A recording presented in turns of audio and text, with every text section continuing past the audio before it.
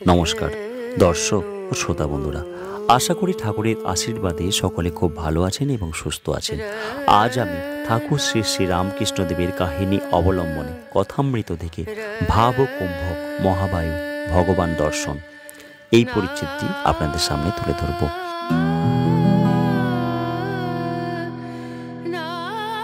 এইরূপ কথাবার্তা চলিতেছে, এমন সময় নিয়ন্ত্রিত আর কয়েকটি ব্রাহ্মণ ও ভক্ত আসিয়া উপস্থিত হইলেন।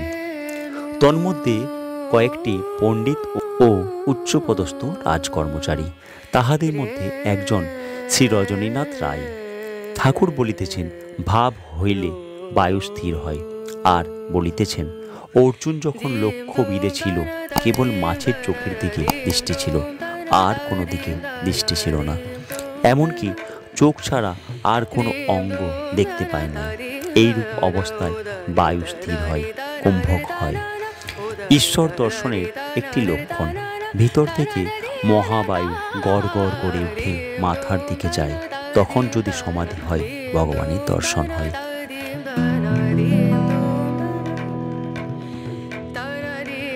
এই ছিল আজকের আলোচ্য কাহিনী।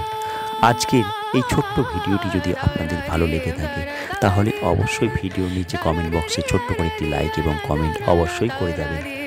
আর আমার ভিডিওগুলি যদি আপনাদের ভালো লেগে থাকে, তাহলে অবশ্যই অনুরোধ করব আমার ছোট্ট চ্যানেলটিকে সাবস্ক্রাইব করে পাশের বেল আইকনটি অল করে আমার পাশে থাকবেন। আর যারা ইতিমধ্যে আমার চ্যানেলটি সাবস্ক্রাইব করেছেন, তাদের সকলকে অসংখ্য ধন্যবাদ। আজ এই পর্যন্তই। ঠাকুরের আশীর্বাদে সকলে খুব ভালো থাকবেন, সুস্থ থাকবেন ও আনন্দ থাকবেন। ভিডিওটি সম্পূর্ণ দেখার জন্য অসংখ্য ধন্যবাদ।